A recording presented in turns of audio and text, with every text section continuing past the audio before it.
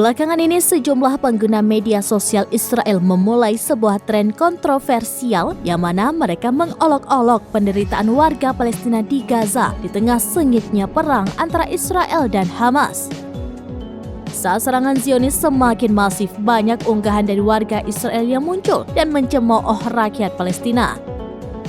Dikutip dari Middle East Monitor pada Rabu 6 Desember 2023, para warga Israel itu mengolok-olok rakyat Palestina yang kesulitan air, listrik, bahan bakar, hingga makanan. Mereka memulai sebuah tren baru di media sosial dengan menggunakan sebuah lagu dari program komedi tahun 2005. Dalam beberapa unggahan ada pula tentara Israel yang tampil di depan kamera dengan mengecat warna mereka. Mereka juga menggunakan jilbab dan pakaian tradisional Palestina sambil mengejek penduduk Gaza.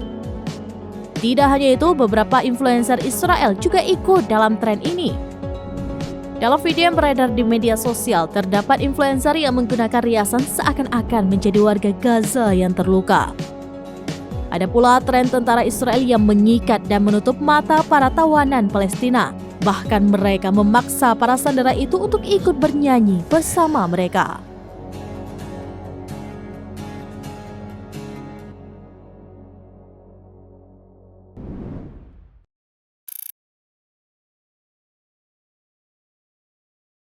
Download Tribun X sekarang, menghadirkan lokal menjadi Indonesia.